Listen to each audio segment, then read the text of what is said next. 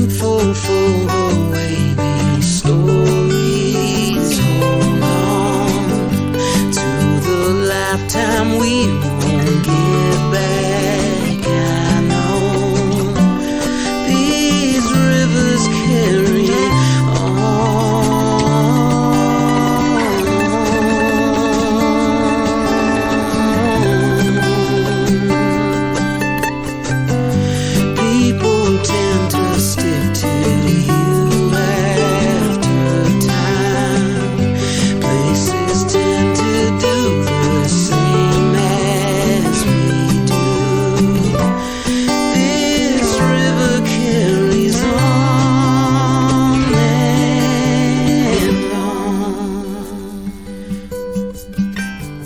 All right, hello everyone. Welcome to our live recording of Kankakee Podcast here at the Kankakee County Museum.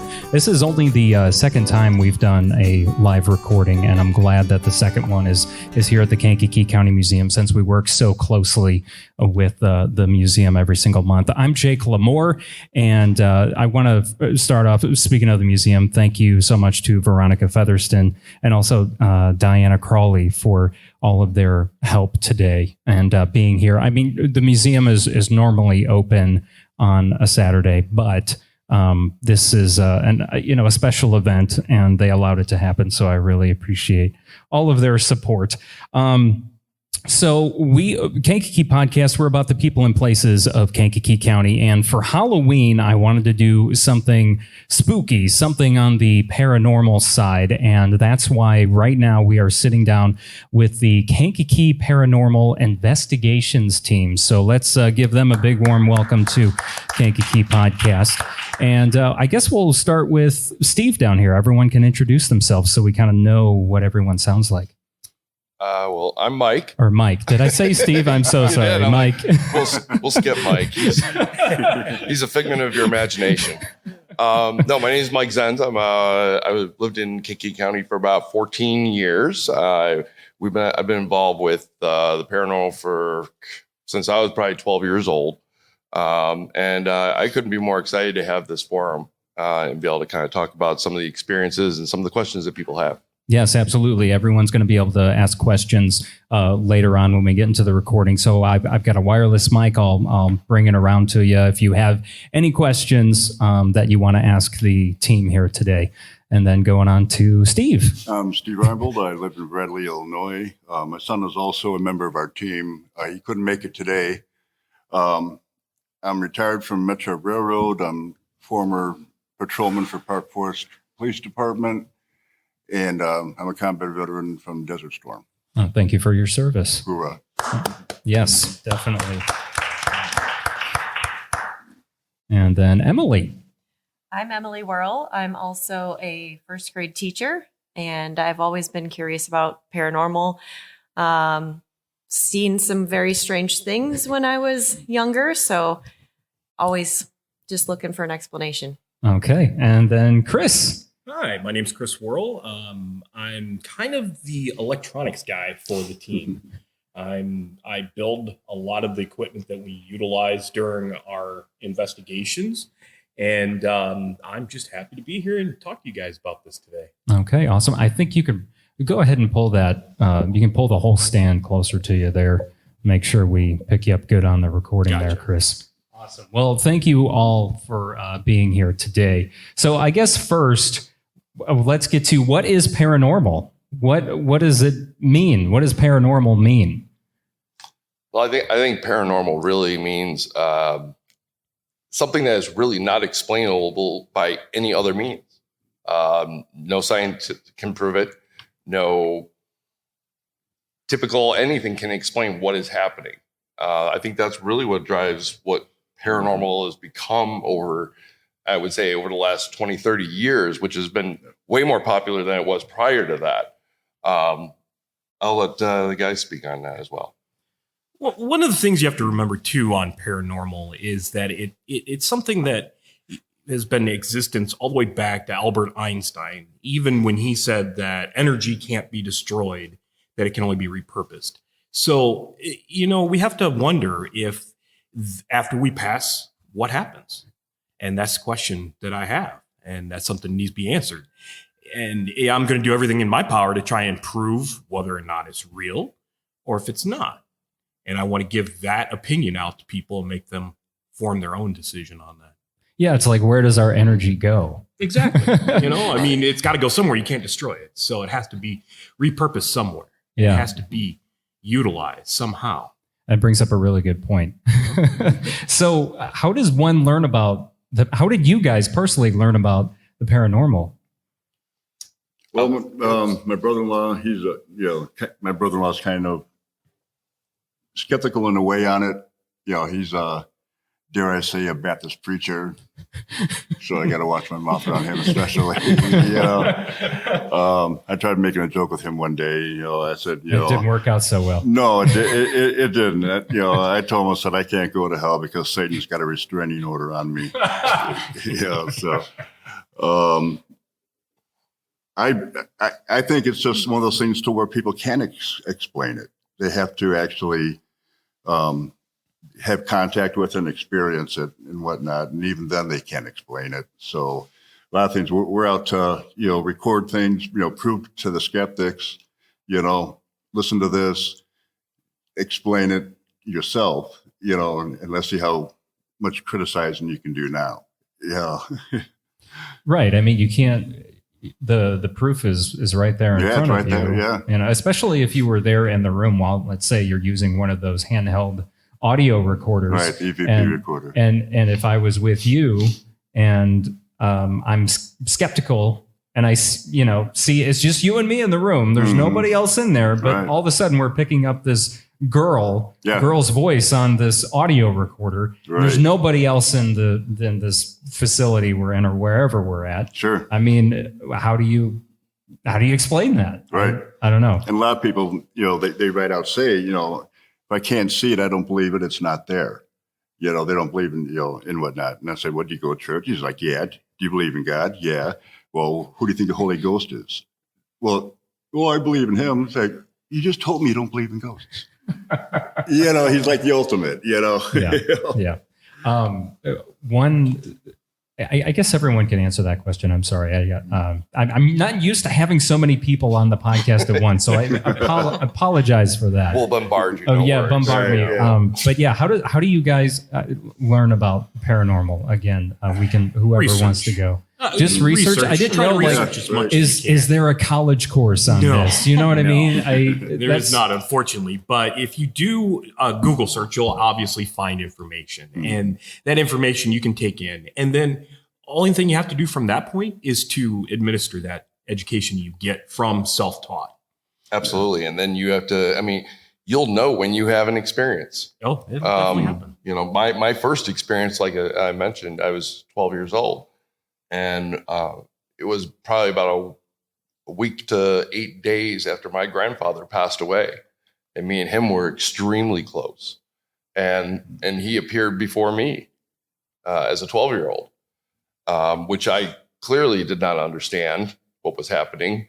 But Did you think it was actually him? And it looked like him. Yeah. It was literally him standing in front of me. And I didn't get it.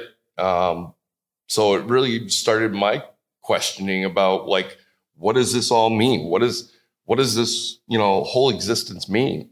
What is the other side of me right here? And that's what really drove me to kind of start looking into that a lot further, just so I can understand the universe, really. So what did he say? Did he say anything? He just wanted to say goodbye. He's like, I just wanted to say goodbye. That's literally, because I never got to see him. He had died of cancer. And so the last 20 days of his life, I didn't get to see him because my parents didn't want to bring me over there. Understandably, he was in a poor state. But I never got a chance to say goodbye to him, and he never got a chance to say goodbye to me. And so he made himself known to me. There was nobody else around. It was literally just me sitting on a soccer ball on my driveway. And he just appeared out of nowhere right in front of me. So is it like they depict in the movies? Is it like a hologram kind of cloud looking spirit, or was it literally the way you look now, flesh and bones? There you are. No, with him, it was literally a white outline of him. It was a white outline of him. And it didn't you didn't see it come from somewhere. It didn't shoot up from the ground or down from the sky. He just like poof, right there, right in front of me. It was just like you didn't see it coming, and then it just happened. And I was scared out of my mind as a 12-year-old. Like, what am I even looking at? And he said, I just came to say goodbye.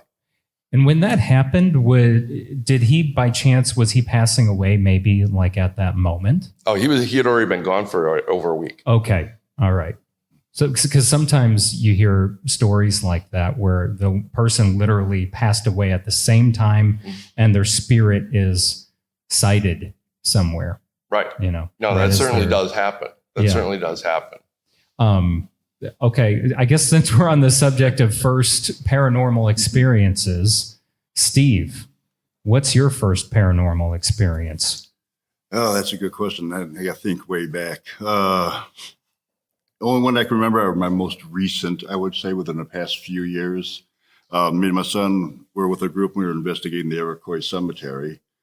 And, we were walking through there, looking at the gravestones, trying to do EVPs. And I had seen movement out of the corner of my eye. So I turned to my right to look.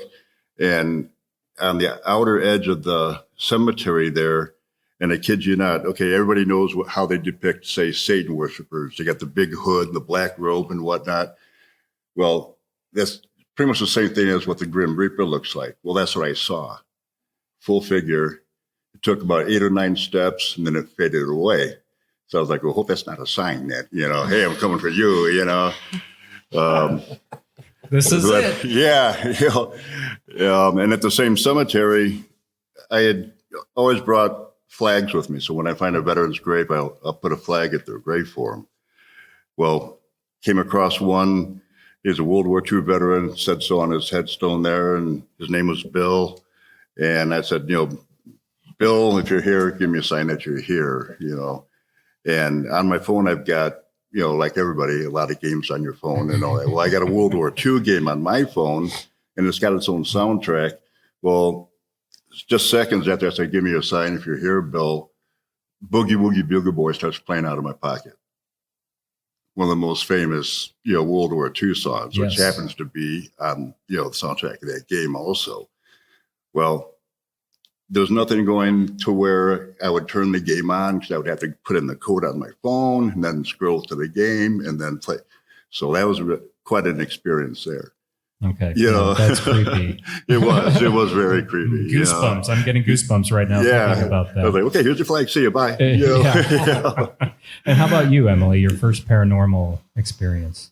Well, I've been sitting here trying to think of probably the best one would be my family and I lived in Centerville, Iowa. And this was when I was younger. My sister and I were having this heated argument, and a picture frame that had previously fallen was sitting on the fish tank. And she and I were just verbally arguing back and forth and really just brutal. And all of a sudden, this picture frame that had been resting there for at least a week flew off between us. And we looked at each other and thought well, I guess that's a sign that we should maybe stop arguing right now. Mm-hmm. And I had asked my siblings just a couple years ago, if you had to pick out of all the homes that we lived in growing up, which one was the most haunted? And not that any of us had ever seen an apparition but it just had a vibe like that house in Centerville, Iowa. And all of them named the same house. Was anything else happen in the house besides? We were always hearing footsteps upstairs, even if nobody was up there. I had outdoor cats that I snuck in at times, and the cat would for the most part, would just sit on this one chair. And I'll never forget, every now and then he would look up like he was seeing something that I couldn't see. I'm like, okay, time for you to go back outside and for me to freak out a little bit. So just little things like that. And, places had always given me like a vibe. Like you go in there and you just feel uncomfortable or you feel like something's watching you. Yeah. What's your vibe here right now?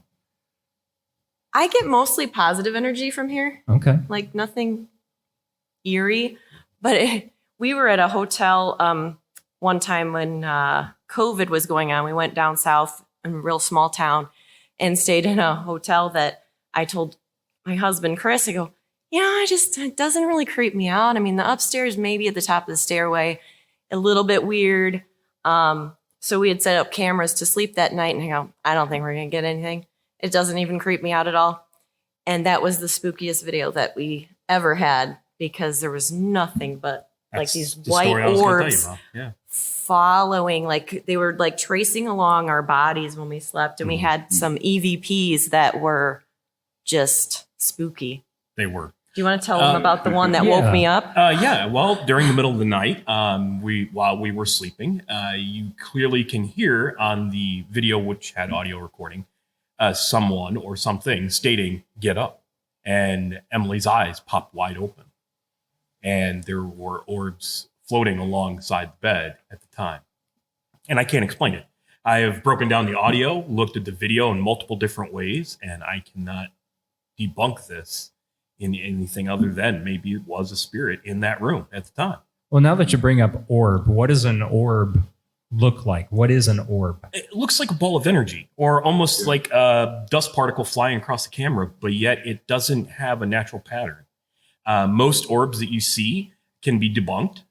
Most of them are bugs or dust. Dust. Yeah. And or sometimes like the way the light is hitting the lens of your you can camera. have a lens flare, and that creates an orb effect across from that. And that's why you have to basically break down the evidence you have and make sure that it's real and it's not just a phenomenon that's happening from the video or audio recording. Which is why it's almost important to have video and audio going at the same time. Exactly.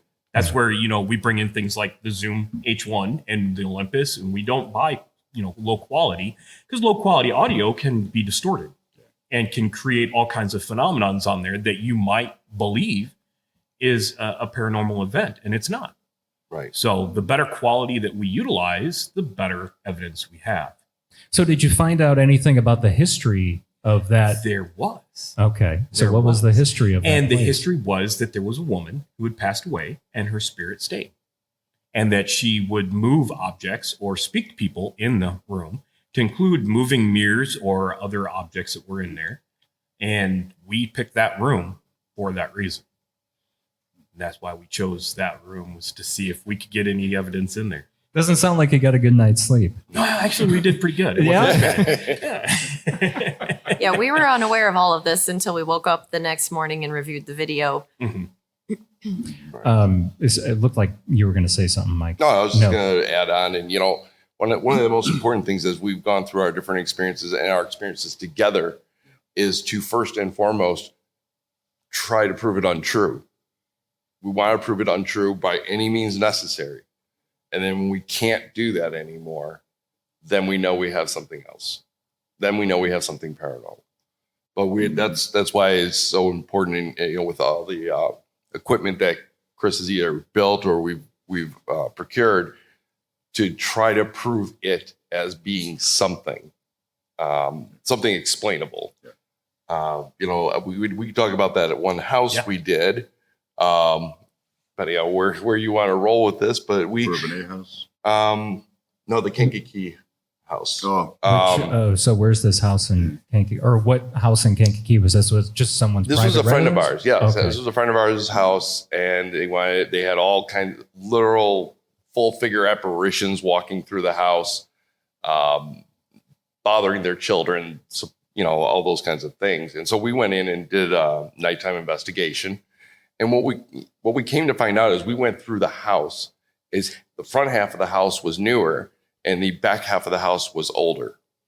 And the back half of the house had old knob and tube electrical work in it. And the new part of the house had obviously none of that. Well, what you come to find out is the knob and tube electrical puts off a lot of electromagnetic frequency. And it put off enough that when we brought the Mel meter out there, which Chris could hold up there, it spiked to 300 milligal. Now, in a normal investigation, if you're at 300 milligal, there's literally a ghost sitting next to you like I'm looking at you. And there was nothing. There was absolutely nothing. It was disorienting in that part of the house. So that really threw things off. felt like they were kind of spinning in that house, but it wasn't anything paranormal. It was the electromagnetic frequency put off by the old knob and tube that had not been removed from the house. And so it can mess with you physiologically and mentally and make you feel things, see things, do things that you wouldn't normally do, feel, or think. So that's why I say it's so important to try and prove it wrong before you prove it right. Do you ever have, bringing that up though, makes me think of, have you ever had someone call you and ask you to investigate a house that they're thinking of buying? You ever had that? Because that's what, Yeah, it literally just happened. Yeah. Somebody had contacted us, but we weren't able, I think we weren't able to get the scheduling or something along those. Oh no, I know what it was. She had asked if we had, they are purchasing a home, and they had heard that we had done several investigations in that house. So I go looking into the house because I know which ones we've done. And it was not any house that we have ever done. It was an old now defunct paranormal group out of this area. So we really haven't done any,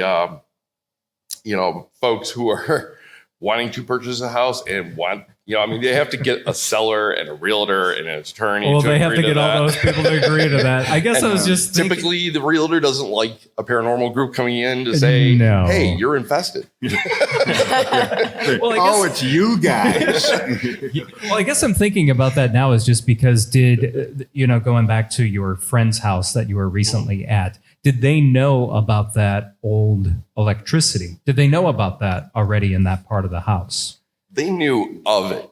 Okay. They knew it existed in possibly some areas. But they didn't kind of realize bringing your meter in there. It was everywhere. I mean, that knob and tube was everywhere in the walls.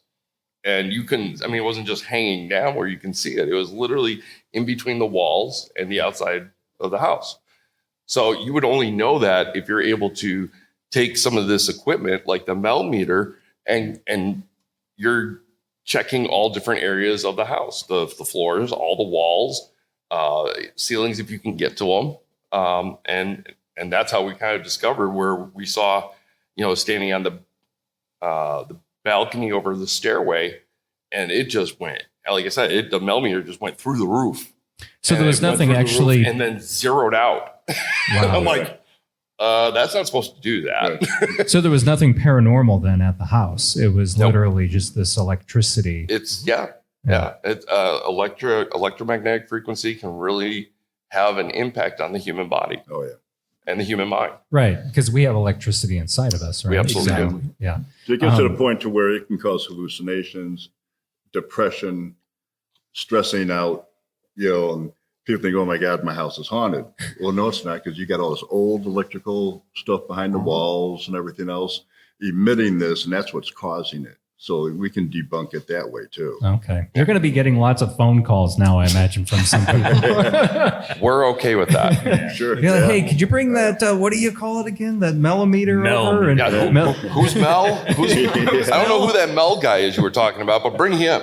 Yeah. Okay, let's talk about equipment then, since we're on the subject. Well, let's talk about the Mel meter then. Okay, we'll start with that. Actually, the Mel meter was developed by an individual that his daughter had passed away. And he wanted to find a way to communicate with her. And so he started developing equipment such as this that can detect anything from the most minute amount of electrical currents all the way to, you can pick up temperature on this. You can have a laser on the back that can also detect anything that breaks that.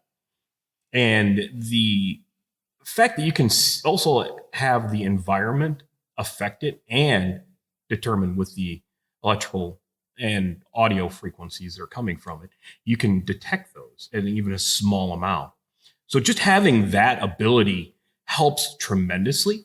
but then you have to analyze the data because, again, false positives can create people to have different things that experiences that aren't good. And that is one of the pieces of equipment you see in Ghostbusters, correct? Wow. I mean, they may have Hollywoodized it a little I'm bit. sure they did. They do utilize all the stuff that's on this table. We're not walking around with proton packs. I'll just say that. Oh man, I know. I wish we could. I really do. I mean, that'd be pretty killer to walk in with a proton pack. they really would. They got yeah. paid. They got paid. I mean, too. But with the millimeter, they also had spin-offs from it. People took the technology and either made it better or utilized different means of doing it. Like the Eddy. The Eddy is pretty much the same thing. It's a millimeter. It can detect footprints or footsteps, any anomalies, temperature, and it can record it. So you can also take that data and see through the timeline when an occurrence happened. So if it's recording a footstep, is that it's detecting motion, right? Seismic. Seismic. Yeah. So Okay. any measurement, if you watch the bar at the bottom, you'll see that there's movement. Okay. And Anytime. for those listening, it lit up. Right, it lit up. Yeah, I did see it As light up. nice. I don't even know if some people from our audience can see it, or we can we'll demonstrate all of that to you when we're done with the recording.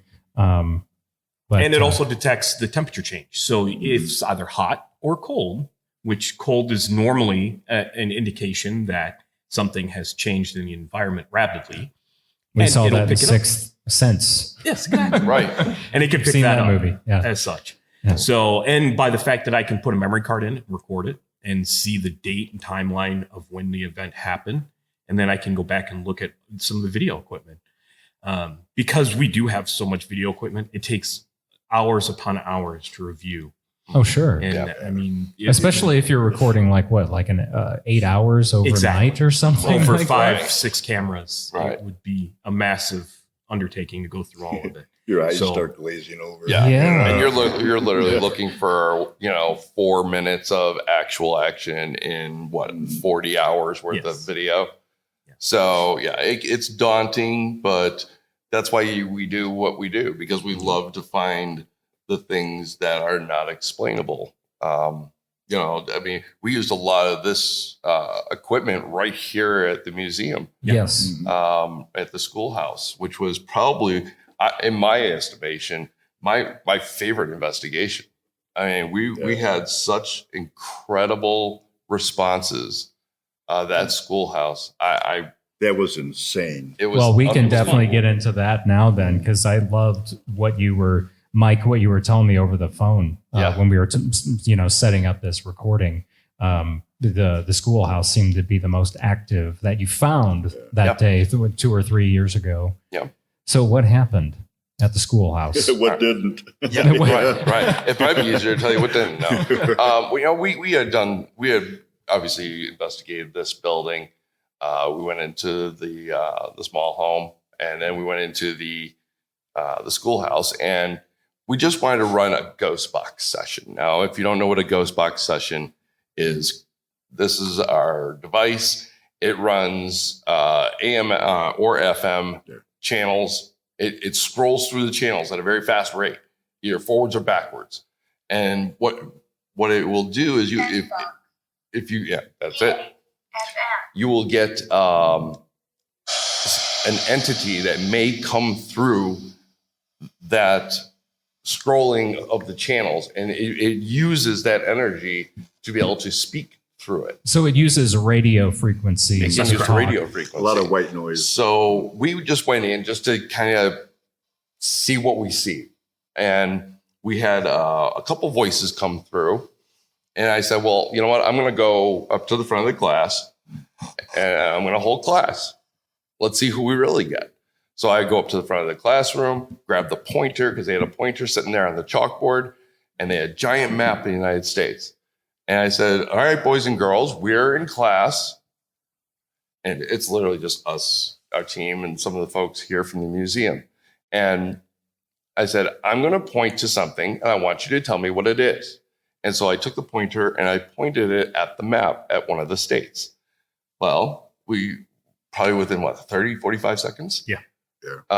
You heard Texas come through that S box. I have been pointing at Texas. There's no reason that I can think of that specific word would come through there while I'm pointing with a pointer and never saying the name Texas, but I'm pointing at it on the map. And so once we had that response, and it was an intelligent response, then we repeated this with multiple different states. And then I drew on the chalkboard the letter C, the letter A, the letter T, and they were responding with C, A, T. But I couldn't get them to say the word cat. For whatever reason, they wouldn't say the word cat, but they did say the letters. Maybe they were kindergartners. They could have been kindergartners. Dog lovers. And I thought that until I went to the bookshelf and I pulled a random book out of the bookshelf, and it was Catcher in the Rye. And so I pulled the book out and I said, okay, boys and girls, you know this book. You've read it before. What is the name of this book? Catcher in the, and I just stopped. I just let it go. And it took about a minute, but then you heard rye come through the box. And I'm like, okay, well, that's everything I need to know. And this went on for half an hour. Yeah. And we had an entire class of kids. There was an entire class spirits, of kids. ghosts. How did you know there was an entire class, though? Because they were different different modulations of voice. Okay. Mm-hmm. Some of them were deeper tone. Others were very lighter tone. Which would make sense because in a schoolhouse back at that time, you had the teacher would be teaching multiple grades. Right. Kindergarten through 8th or whatever it was, or high school. They were all sitting there. They were all in class, and they were wanting to learn. Some were saying their names. Mm-hmm. Yeah, it was. Did you ask their names and they said their names, or did they just go into? Oh no, we specifically asked names. We always ask names because we want to build that personal bond with them. Yeah. So that they feel comfortable talking to us. Did any of those names match records of? No. You can't remember? Yeah. I don't think any of them matched records that we were able to find. Yeah. Because it was literally just a first name, right? Sure. Like you just hear Aaron. Okay. But there were a ton of intelligent responses. He would ask a question, they would literally answer him. Mm-hmm. He would ask another, kid, and question, he'd answer him. And this went on for like you're saying, a good half hour. So it was like a whole classroom full of kids that were still there in the old schoolhouse. So I imagine almost any investigation you do you kind of do this same thing where you test, you talk to somebody, do you ask them a question or whatever, or you say, hey, honey, I'm home, or, Well, you try to get a response. First, you want to introduce yourself. Okay. And you want to make it comfortable. You don't want to go in and create, if there is something there, you don't want to create that animosity that could be lingering after you leave. And Mike, you gave me a great example of that over the phone too. I think you were doing an investigation in Watsika. The Roth House. Yeah. We had that one didn't turn out quite the way we wanted it to. Well, so to give the backstory on the Roth House for those that don't know the story of the Roth House. We did it before Ghost Brothers. Right. Yeah. So before we started this team, we were part of another team. And we went to the Roth House because it's one of the most haunted houses in America. It's been on the Travel Channel several times. Yeah. And so we brought our crew in, and we were in there, and, there's a lot of things happening in that place. But we had gone down into the basement, which is my favorite place to go. Yeah. And there's this side basement room. You have to go down the stairs, and then you're in this basement, and then you have to go down this little hallway where all their HVAC is. And then there's another separate downstairs, dungeon room. That's the only way I can explain it. And we sat at that table. We had a candle on the table. We had a ghost box on the table. We had a K2 meter. And we were just trying to ask questions. Well, one of the folks that we were with decided they wanted to do some provocation of whatever may or may not be around us. I never recommend provocation, which is provoking. Okay. You're poking the ghost, right? Okay. You're poking the ghost, trying to piss them off. Yeah, so basically. And so that person continued to do that. But you have to remember, too, the Roth House is the first recorded case of a possession in Illinois. Documented Case. Yeah. So this is not just leftover energy. No. So it's there. Yeah, the exactly. provocation's bad. This Yeah. is not And good. Isn't that the house you and I got that really good Yeah, EVP? it is in the basement. It's like, who's down here? Yeah. It was pretty creepy. Yeah. It was pretty creepy. And that was off the Olympus recorder. So it's not. Wow. You know, So When you- this person's provoking. He's provoking and provoking and provoking and provoking. We're asking him to try to not do that, and it continued. And next thing you know, you're out of the corner, which is just 4 concrete walls around us, right? Out of the corner, you hear blank you. Now I'll let you fill in the blank. But you know, it was an expletive, and this thing was loud. Loud. I mean, this is as clear as I'm talking to you. It came out of the corner of the room where there was nothing but like sand on the floor and concrete walls meeting. And you're like, no, time to go. Yeah, you got a house that has a history of possession. See you later. No, yeah, Have a great day. we are never been about provoking any entity in any place we've ever been to. That's, in my estimation, it's irresponsible to do that. They can do a lot to you, but what are you going to do? Kill them? They're already dead. Right. Yeah. But getting back to the museum, you know, you had connections in the schoolhouse, but what about the small house? Was there anything there in the small house? That was quiet. Well, it was kind of quiet, but that was actually my favorite part of the investigation because we used our SLS camera. Oh, that's right. Yeah. And that uses the same technology that an Xbox uses to detect a body. And so 3D mapping. Right. Entity. So when somebody's standing in front of it, it maps out the figure shape. Mm-hmm. And we had several times where we were not pointing at anything and it indicated that there was a figure there. And it seemed to interact upstairs. It went from the bed, which this figure looked like it was laying down, and we would say, "Oh, can you go over to the chair?" And we witnessed this stick figure basically go over to the chair and sit down on command. The rocket. That was really cool. Oh man. Yeah. I would leave at that point. Yeah. I would just be a scaredy cat, be like, okay, I'm out. See you We're later. definitely in the doorway, ready to No, we go. were trying to see what other tricks we could get it to do. Oh yeah, well, walk over there and walk to the rocker. Do a But handstand. for the most part, it liked to hang out on the bed or go to the chair. But Yeah, it definitely simple seemed things. to be an intelligent Response. Yes. Right. And it didn't charge you, so that's huge. Yeah. we're Yeah, didn't get tired of your game. But we didn't really get that feeling of anything evil here. No. It was It didn't. more Yeah, it didn't. of Other residual than or that- history that's been attached to things that are obviously in a museum. Other than Right. that pissed off one in the basement. Yeah. The pissed off one in the basement that was like, okay, you're done. You're done asking me questions, is what he said. I said, all right, well, we're gonna move out of this room and go back upstairs. Yeah. Let's get to some of the other equipment that we have in front of us right now. This one's actually pretty interesting. This one it emits a laser grid onto a wall, and obviously it's too light in here to see. Mm-hmm. But it also it's called the GS2. It can detect temperature changes and movement that breaks the grid.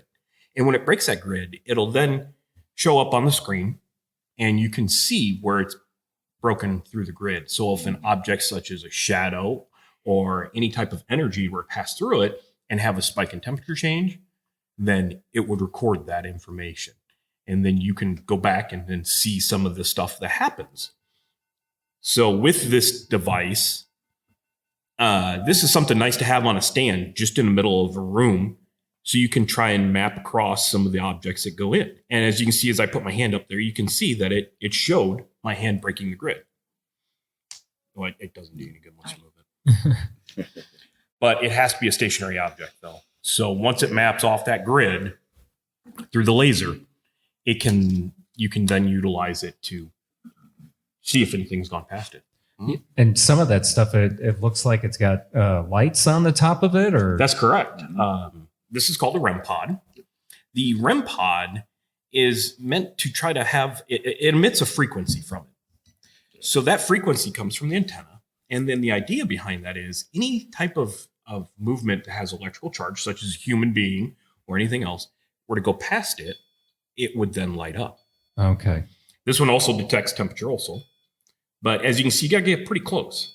Yeah, you can adjust that range to go a little wider, but the idea is try to get something to go past it. You want it as close as you can get it so you don't have an outside interference. So And you can use that per se too, see if you have an intelligent spirit or entity per se. Yep. You can have that, say, in the middle of the floor, desktop, whatever, and say, if you're still here in the room with us, can you touch the REM pod? And when it touches the REM pod, they'll light up. Yeah. It's good for yes and no. That's questions. when you know Yes. if you've got something here or not, by asking questions and see if it makes it light up or not. And sometimes those things will go berserk. Right. And so we have, Chris has a variety of different types of REM pod. I do. Yeah, I see other ones I that have look one that similar can pick up to static it there. electricity. Yep. That's what this one does. I didn't put a battery in it yet, but that one there, anything comes near the wire, it'll pick up static electricity. So basically, I just took a circuit board and I then utilized technology and. Oh, that's something you made. Yeah, that's something I Okay. made. That's one of them that I made. Some of the things else I've made is the same exact thing. It picks up as a REM pod does. So this one will just change colors when it detects it. And then once it detects it, it'll stay either red or green once it's neutralized. So we also do believe that we can attract some of these spirits by electromagnetic. So if you were to take things as earth magnets and then were to spin them in a rapid recession, you then emit a frequency from that. And that's what an EMP pump does. So by utilizing that, you're then creating your own frequency, and that you should be able to attract some sort of spirit or energy to it. The idea behind spirits is to try to have them give as less effort as possible. So you want to provide them with the doorway to come to you. Right. Plus, they're not taking your energy. Exactly. They're taking it from that. Where It's like a this- buffet. Yeah. Here's the smorgasbord. Right. And sometimes Come they'll have do it. that. I mean, you could be in the middle of an investigation, asking them to do something or, give you a sign, that kind of a deal. And they will take energy from you. You can be in there, like I said, doing it, and all of a sudden you start feeling exhausted. Or batteries just drain. And Suddenly, your batteries will drain go like completely dead. that. And it'll be You a know. brand new battery. And brand brand new. new. Just put it in. Yep. Just like today, I Right. put So some they in today. can't do anything without energy. They thrive on that. They feed on Right. that. Yeah, I think Yeah. the Rialto Theater drained 3 cameras. 3 cameras. Oh my gosh. Wow. Yeah. What did you find there? I can only imagine what you found at the Rialto. There must have been. That one had a spooky vibe. Now, I didn't personally experience too much there at the Rialto, other You mean than the just. Majestic? That's what I meant. The Not Majestic. Rialto. Yeah. The Majestic. I'm I was sorry. like, Wrong theater. I don't remember Wrong the theater. Rialto. I would imagine both the Majestic and the Rialto Oh, yeah. have No. lots going on there. Majestic Yeah. was cool. Yeah, the Majestic drained 3 That was batteries crazy. in a couple hours. in a couple hours, and Tell them about the they chairs. literally it started right from the jump of that investigation. Yeah. We walked into what would be the theater area, walked up the little ramp to go to the main floor, and we're standing there along that half wall, just kind of listening and looking. Next thing you know, it's like a high chair, literally like a bar chair, up on the 3rd floor that starts like moving back and forth, and you heard like something like was sitting in the chair and like got out of it quickly and ran. And so you hear this ba-da-da-da-doom, and we all like shot our eyes up because there's nobody else in the building. Right. And so, of course, the first thing we want to do is make sure there isn't anybody or anything, animal or something like that. So we kind of We don't want to claim something that didn't happen. Right. Yeah. And that was right when we first got there. right when we first got there. He's I'm like, welcome. "Ooh, this is They're like, oh, someone's here. I got to get out of So here. about the stacking? Chairs that Oh yeah, stack? yeah. So when I went up to the 3rd floor to kind of check out the chairs, see if anything fell over.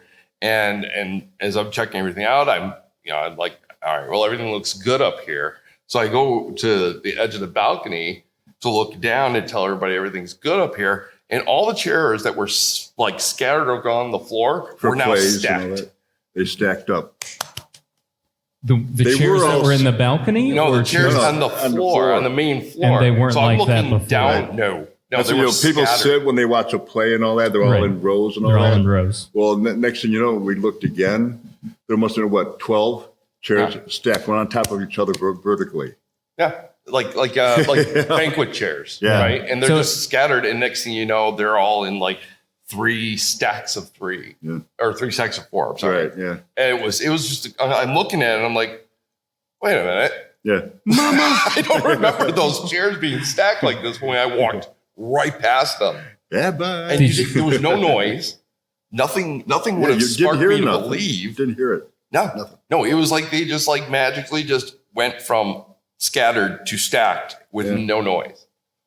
It was a crazy. That was the craziest. I'm like, man, this is gonna be a long that, night. that dressing It's gonna be a room long we had night. gone into. We had gone into the dressing room when they used to do the plays and when they used to have so-called stars or whatever. Right. And you go into a dressing room, all of a sudden it's like you just walk into a meat locker. Then you walk out of the dressing room and you just got normal temperature. Yeah. So it's like you walk in there and it's that cold, you've got a presence. And Yeah, I mean, you're talking about a 40-degree Yeah. temperature difference. Yeah. It was that much of a difference? Oh yeah. Yeah. Oh yeah. Absolutely. Yeah. And that's And when it's not I think- always a good thing either. That's when I Yeah. started getting affected.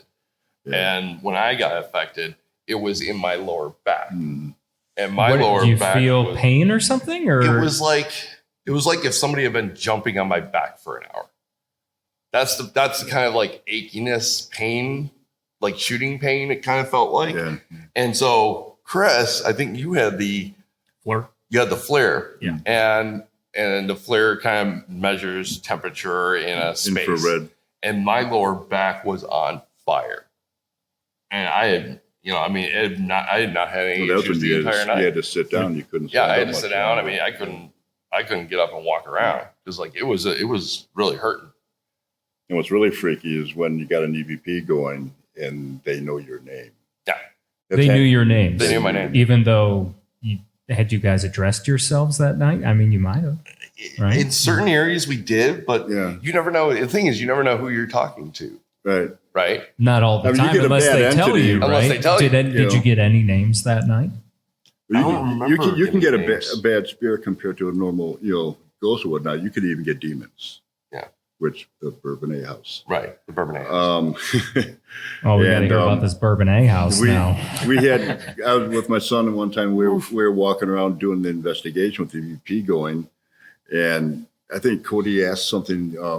Is there anybody here that you know? Meaning, people that lived in the house or whatever. Well, EVP recorder came up and it said my first name. So Cody kind of looks at me like, Dad, you're in big trouble, And what's really wild is we had gone to New Orleans and we did an investigation there where they had the old slave house, behind it and everything. And my son asked that question again, is there anybody here that you know? And now this is New Orleans is how many? 700 miles away, whatever. It said my full name. Without an introduction. Right. So Cody's like, Dad, you are so screwed. Yeah. That kind We need of to a thing, stay away from this guy. We But need yeah, to stay away 700 from miles Steve. away, and yet whatever was there knew my full name. Sorry, guys, the recording's over. Yeah, right. Look at the time. Yeah. Yeah. What's taking that bus so long, It's like, Yeah, it's usually here, buddy. Yeah. That was crazy. Now, typically though. we do introduce ourselves as we come in, Sure. but again, you don't know who you're talking to, how many people you're talking to, Or what you're talking or about. what you're talking to. Yeah. So yeah, I mean, I don't think I had introduced my name into this during that investigation. Not that I recall, anyway. Right. But then obviously it knew who I was. A lot of times they'll be there and they're just standing there listening, Mhm. watching you and listening. Sure. Sometimes they don't even want to talk to you at all whatsoever. Mhm. They'd rather we weren't even there. Correct. They just want to be left alone. And they'll let you know they don't want Yeah. you there. Are there any other famous, well-known establishments in the area that you have investigated that you have, evidence from or stories from? Well known in this area, I don't know that there's. I mean, I most of mean- the others have been either residential Yeah. or our own personal experiences. I've been to Bachelor's Grove, and I'm sure that Oh yeah. they've all been to several other places as well. But I think the Majestic was probably one of the biggest ones, and here.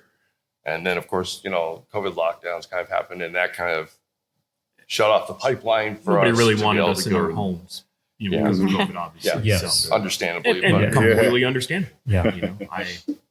I didn't want to take that risk either. So Right. Yeah. so the pickings have been thin since COVID came around. Yeah, that's screwed everything. However, because of Jake, I've got like 3 messages to answer. Oh, that's right. Did you get a hold of Lizzie? I did get a hold of Lizzie. I'm Yeah. going to get a hold of her, but I also had some other folks who have reached out to us that want us to come, Okay. investigate their homes. All right. or, There we or go. businesses. So, Okay. So Cool. there'll be some additional investigations upcoming. Okay. That's great. It's always, more stories and all that stuff. And have you guys ever been to City Tavern? Because I know that's another one that has had stories. No. In the past. You haven't investigated we City have not Tavern. investigated that one yet. Okay. That was one of them I was, before COVID, wanted to go in there and see, just because of the history. Yes. So the history from there is phenomenal. Right. So, Yeah. It's just one of the places I've heard before that is apparently haunted because, multiple investigations have happened at the Majestic, and each one has the stories all kind of match up with the ones you just told me. Right. Very similar to that. Right. Lady So- Remington walking along the upper balcony. And, although I don't remember, we put a camera up on that upper balcony to try and catch her, but we never caught any video of her. Or But- did you but catch any his- video in general? I think we did get some video, but I don't think it was anything. we had the SLS. Yeah, the we had SLS. a lot of orb activity, but not. Nothing like It was an amazing. apparition appearing in It front drained a of lot of battery juice very ton. quickly. And I don't recommend the basement. No. I don't either.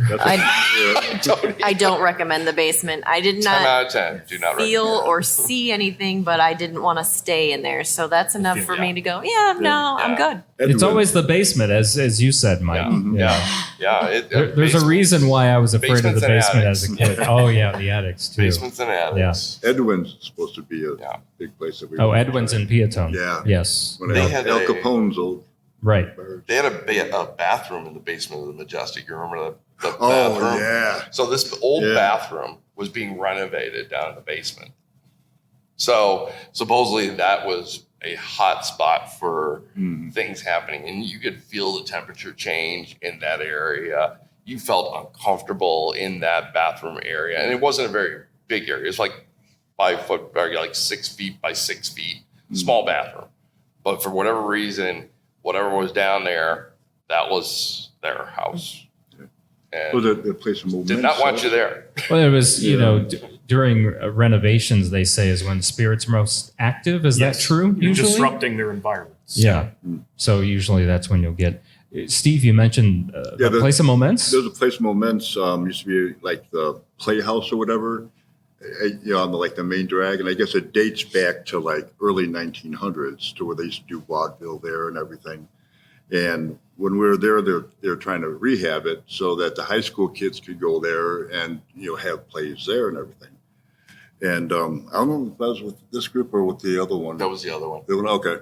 And we had gone in there and we walked in, it opens up to where all the seating is and then, the stage and everything.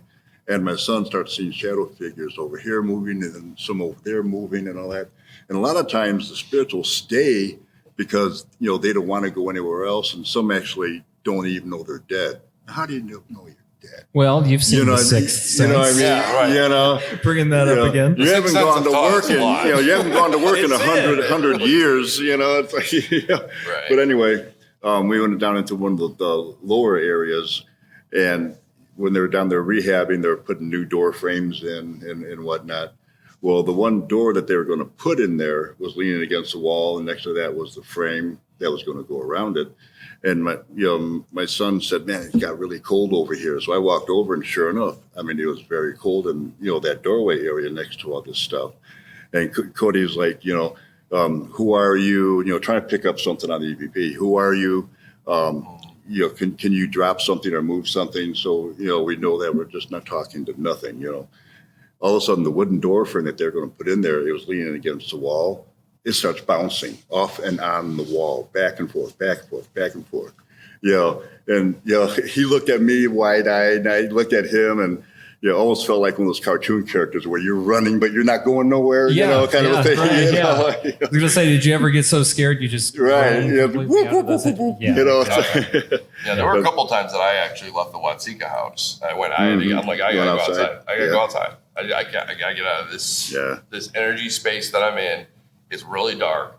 I'm going outside, and you have to do that on these investigations because if you don't reset yourself through that, you open yourself up to something you don't understand, and you could open yourself up to something that could significantly impact you, not from a behavioral standpoint, but physiologically. Your heart starts going sickness, weird, all kinds of different things. So you have to just be really well aware of the environment that you're in and take time to step out of it and reset as much as you want to just be in that space and just kind of go. You have to do that. You have to step back and out so that you can reset to get your mind right, recenter, refocus. You're good. Okay, now we move forward. And speaking of moving forward, does anyone have any questions at this time that you want to ask the investigations team by chance? No questions? They're all pale. Okay. I wonder where the old Oddfellows building was. The Oddfellows building, you said? Like the Oddfellows? Yeah, because in Watsika, honestly, part of the reason why there's activity is because he was an Oddfellow. And he did rituals, and now there's stuff there. I think he probably even caused what happened to both of the girls. Right. Yeah. I've heard that story. That too, and I have heard of the Oddfellows and some of the... Wherever it is, that would be active in City Tavern. Yeah, City Tavern is on our very, very short list. And I mean that in a good way. Right. Yes, absolutely. Any other questions? No? We answered it all. We answered. I mean, there's so many things we could continue to talk about. I know we could go on for another hour, but you brought your gear. Were you wanting to do some more investigating today? I mean, we certainly can go back into the schoolhouse. Go to the schoolhouse and see if check in with the kids. Right, everyone's invited to come with us to see if see what we see. See if class is in session today. Right. You will be graded. I hope I don't fail this. Sorry, you're going to detention. Stand in the corner with that cone on your head. The dunce. They got the dunce hat in there. Yeah. Mike, Steve, Emily, Chris, Kankakee Paranormal Investigations Team, thank you all so much. Thank you. Absolutely. It's been a blast. Yeah, and thank you once again to the Kankakee County Museum for letting us do this live episode here. And thank you to all of you who came out as well. It's great to see Bree and Brenda. Absolutely. And some new faces as well that I've yet to meet. So thank you for taking the interest. Yeah, absolutely. And so I guess now we'll head over to the schoolhouse and see what happens. Yeah. Recess. Yeah, definitely. Awesome. So thank you all again for coming. Thank you. Absolutely. Thank you.